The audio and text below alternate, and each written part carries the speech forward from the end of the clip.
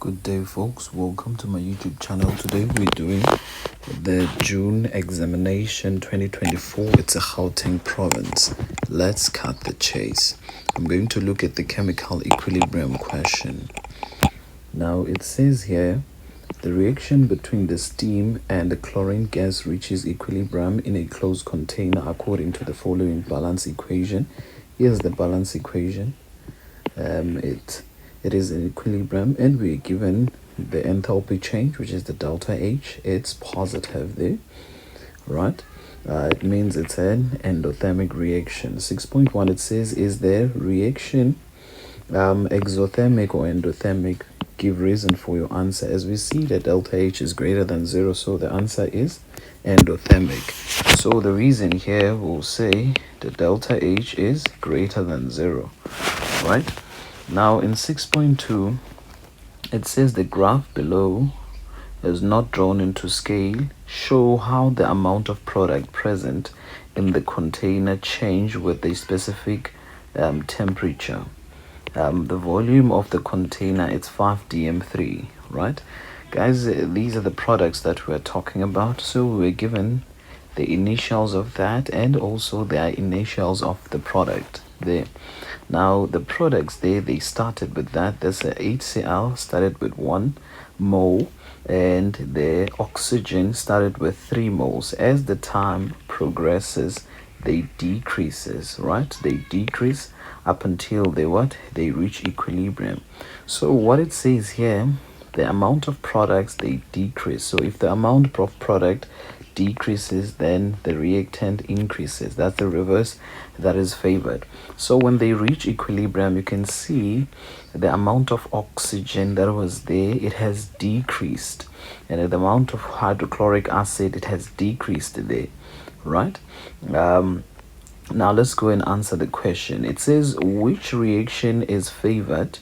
Choose forward or reverse. Give reason for your answer, right? So as I've mentioned there, the amount of product decreases. The products, they decreases, and then that means the reactant, they increases. So what is favored? If the amount of product decreases, that means it's reverse. That is favored. So the answer is reverse. And then the reason, you can say the concentration of what? Of HCl and concentration of oxygen decreases with time or as the time progress. Now in 6.2.2, it says, how do the rate of the forward and reverse reaction are compared at T3? Let's look at T3. If you look at T3, the concentration of the chlorine gas and the concentration of oxygen, they are constant, right? So you will say the answer is equal there, right? Why are they equal? Because their concentrations are constant, they're at equilibrium, right? In 6.2.3, calculate the equilibrium constant for the reaction at this temperature if there was initially 5 gram of water and 5 gram of chlorine, right? Those are our initials. So we can insert them in the table to calculate the Kc. So the initial of water we divide by, it's going to be 5 gram divided by 18 per mole, which is going to be 0.28. And then the chlorine, it's also 5 that we're given. We divide the molar mass of chlorine is going to be 35.5 times 2. It's going to be 0.07. And then what we're given there from the table, from the graph, the chlorine was 1 and the oxygen was 0.3. It's 1 and 0.3. And now let's continue with the statement. Oh, here in the graph, they told us that the oxygen, it was 0.3. It has decreased to this amount. At equilibrium, the amount, it's going to be 0.1. At equilibrium, it's going to be 0.1, the oxygen. So I'm going to put the 0.1 of oxygen there. So clearly here, if the product you were given the initials of the product and they have decreased. That means in the product you what? You minus. So what is the difference? What is the amount? We normally say this amount minus this amount is going to be that. So this amount is 0.2, right? So if we say 0.2 0.3 minus 0.2 is going to be 0.1, and then we'll do the ratio of here and here. So if your ratio here is 1:4 and here it's 0.2, that means this side is 4 times this side. Right? It's 4 times sorry, it's 4 times this side. So it's going to be 4 times 0.8 is 0.4. It's going to be 0.8, but it's going to be minus. Remember, I said the product you are minusing in this case because it's a reverse reaction and you are given the initials, and have you seen, as you have seen in the graph, they decreased. So what are you going to say here? We're going to say 1 minus 0.8 is going to be 0.2, right? And then we are looking for this amount, right?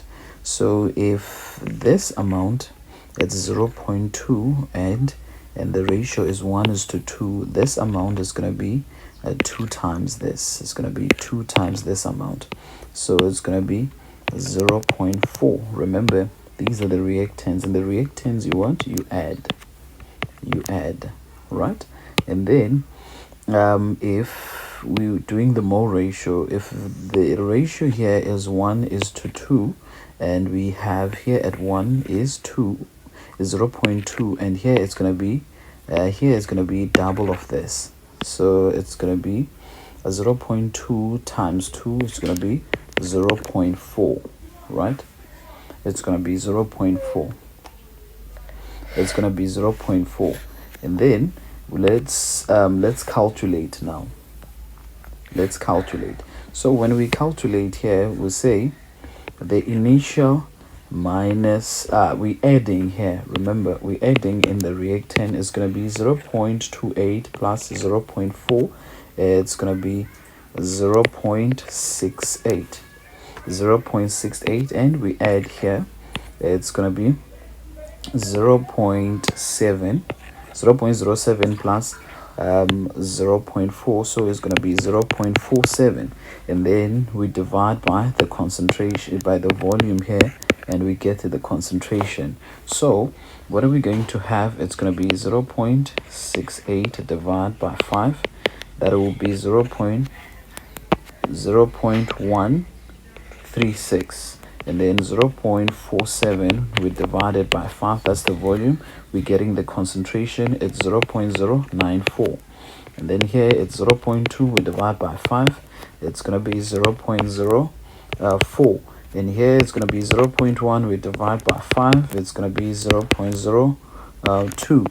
That's our concentration at equilibrium. Then we calculate the Kc. We say Kc is the concentration of product, which is the HCl, times to the power 4 times the concentration of oxygen to the power 1, all divided by the concentration of water, and the water to the power 2 times by the concentration of chlorine gas to the power 2. And then we substitute the amounts. The chlorine, that's 0.04 to the power 4, we times by the oxygen. The oxygen is 0.02, and all divided by the water. The water is 0.136 to the power 2, we times by the chlorine, it's 0.094, all to the power 2. So if you punch that in the calculator, it will give you 3,15 times 10 to the power -4. If it's in the scientific notation, there's nothing wrong if it's in the decimal place, right? Now let's continue with the other question. It says, if the pressure is now increased, how will this affect the value of equilibrium constant? It says increase, decrease, or remain the same. So the answer, it will remain the same. It says give reason for your answer. You will say only temperature only temperature that affects Kc value. It's only temperature that affects the Kc value, right? Now in 6.4 it says the reaction is repeated with catalyst. Draw a potential energy diagram for this reaction and indicates the non-catalyzed reaction B and catalyzed reaction as A. So the potential graph is going to be like that, right? So it's the course of reaction there, and then here is the potential energy. It's the potential energy. So your graph, since your graph is it's endothermic, so your graph is gonna be something like that. It's gonna be something like that. So this graph is gonna be B, which is the uncatalyzed one without catalyst, and then I'm gonna draw the graph graph A with a catalyst. So it's gonna be what? A, that one, right? I hope I make sense by that. Cheers. Bye.